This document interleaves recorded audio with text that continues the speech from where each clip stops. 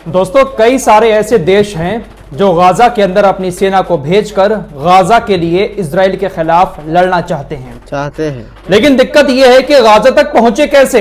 Gaza तक पहुंचने के सिर्फ दो ही रास्ते हैं। एक रास्ता इजराइल से होकर गुजरता है और दूसरा रास्ता मिस्र से होकर जाता है।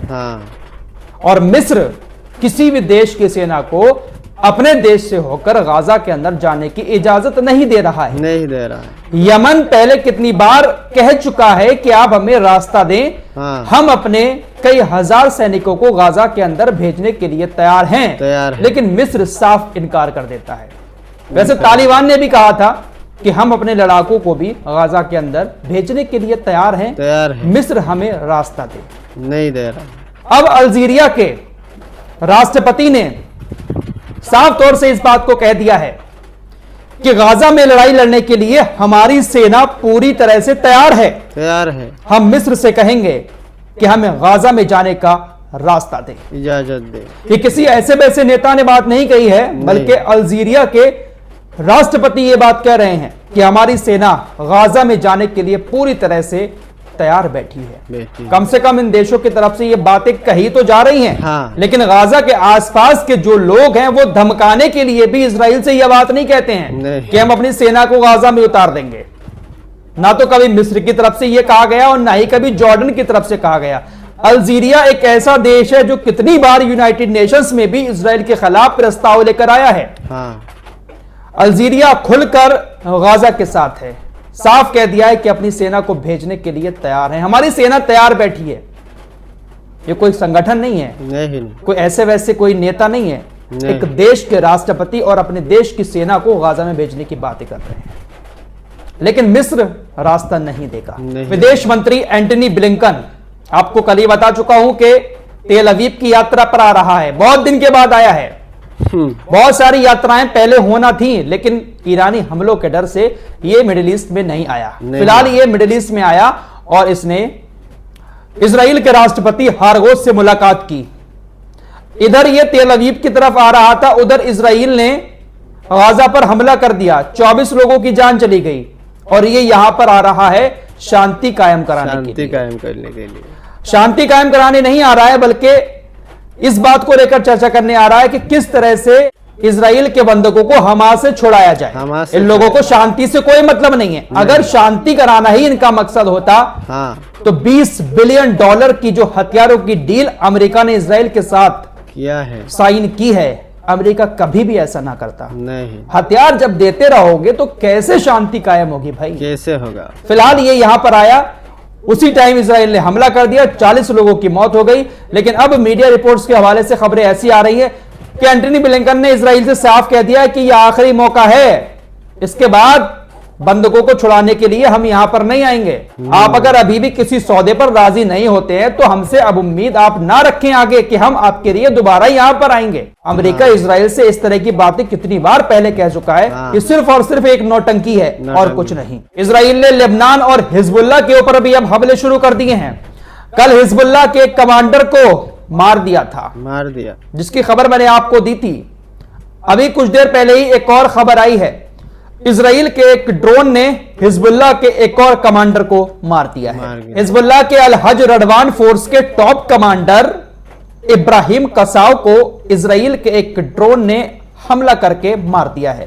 कसाव उस वक्त अपनी मोटरसाइकिल से जा रहे थे, वो लेबनान के टायर शहर से गुजर रहे थे, तभी इजराइल ने ड्रोन अटैक किया और उसमें उनकी मौत हो गई। 7 अक्टूबर से लेकर अब तक हिजबुल्लाह ने इजराइल के तकरीबन 412 ऐसे कमांडर्स को मार दिया है। दोस्तों, इस वीडियो के शुरू में ही मैंने आपको बताया कि इजराइल ने गाजा पर हमला किया, दक्षिणी गाजा पर, एंटनी ब्लिंकन के आने से पहले, जिसमें 24 लोग मारे गए।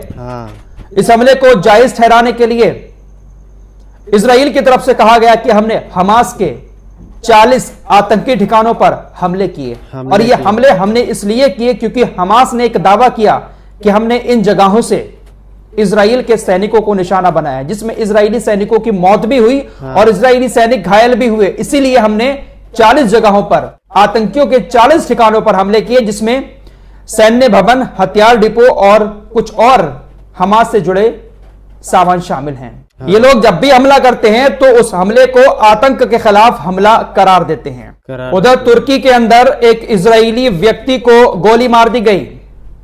हिब्रू मीडिया के आउटलेट्स ने बताया कि किसी बात को लेकर इस्तांबुल के अंदर एक इजरायली से लड़ाई झगड़ा हो गया, जिसके बाद तुर्की के शख्स ने उसको मार दिया। तुर्की के राष्ट्रपति रजब तैयब एर्दोगान ने एक बार फिर से नेतन्याहू और इजराइल को बेइज्जत करते हुए कहा है कि इजराइल सिर्फ ईरान, हिजबुल्लाह और लेबनान के लिए ही खतरा नहीं है, बल्कि पूरी दुनिया के लिए खतरा है। दोस्तों, गाजा के अंदर इजराइल ने इस तरह की बमबारी की है, ऐसा गोला बारूद बरसाया है कि बहुत सारी बीमारियां अब गाजा में पनप रही हैं। गंदगी इतनी सारी हो गई है गाजा के अंदर, उस गंदगी को इजराइल गाजा से बाहर फेंकने नहीं देता है, नहीं। जिस वजह से बहुत सारे वायरस गाजा के अंदर पनप रहे हैं। एक और बीमारी वहां पर आ चुकी है, पोलियो की बीमारी। और पहला केस भी पोलियो का गाजा के अंदर काफी सालों के बाद आ चुका है। गाजा स्वास्थ्य मंत्रालय ने अब दुनिया को चेतावनी देते हुए कहा है कि गाजा के अंदर पोलियो की बीमारी का पहला मामला सामने आ चुका है। गाजा के बच्चों को पोलियो की दवा की जरूरत है, लेकिन जो जरूरी दवा है पोलियो की, उस दवा को इजराइल गाजा तक नहीं पहुंचने दे रहा है। जो मेडिकल स्टाफ गाजा में पोलियो का टीका लगाने के लिए आ रहा है, इजरायली सेना उसको गाजा के अंदर घुसने नहीं दे रही है।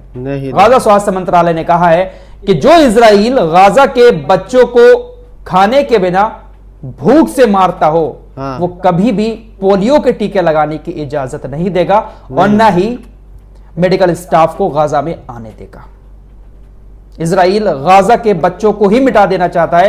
ना ये बड़े होंगे, ना हमास का साथ देंगे और ना यहां पर ये लोग राज करेंगे। आयरलैंड के प्रधानमंत्री साइमन हैरिस ने कहा, गाजा में 40,000 लोग मारे गए, अंतर्राष्ट्रीय कूटनीतिक मासूम बच्चों की रक्षा करने में विफल रही, इजराइल को बमबारी रोकने की जरूरत है। दोस्तों, कोलंबिया ने इजराइल के खिलाफ एक बड़ा एक्शन लिया है। कोलंबिया भी इस जंग में पूरी तरह से इजराइल के खिलाफ रहा है। कोलंबिया से बहुत बड़ी मात्रा में कोयला इजराइल के पास जाता था, लेकिन कोलंबिया की सरकार ने अब इजराइल को कोयला देने से मना कर दिया है। कोलंबिया के राष्ट्रपति ने कहा कि हम इजराइल को अब कोयला नहीं देंगे, क्योंकि इजराइल उसी कोयले का इस्तेमाल करके फिलिस्तीनियों को मारने के लिए बम बनाता है। देखिए कहां तक ये लोग सोचते हैं, बहुत दूर की सोचते हैं। और बाकी में बात सही है, कोयले का इस्तेमाल करके बहुत सारा गोला बारूद बनाया जाता है। अगर यही चीज ये अरब देश सोचने लगे, जो इजराइल को इतना ज्यादा तेल दे रहे हैं, जितने भी इजराइल के लड़ाकू विमान चल रहे हैं, जितने भी टैंक चल रहे हैं, सबके सब ईंधन से ही तो चल रहे हैं। अगर ये इस्लामिक देश जो तेल देते हैं इजराइल को, ये तेल देना अगर बंद कर दें, तो शायद इजराइल इतने हमले नहीं कर पाए। अमेरिका हथियार तो दे रहा है, लेकिन तेल तो ज्यादातर अजरबैजान से जा रहा है, सऊदी अरब से जा रहा है, और भी कुछ इस्लामिक देशों से तेल पहुंच रहा है।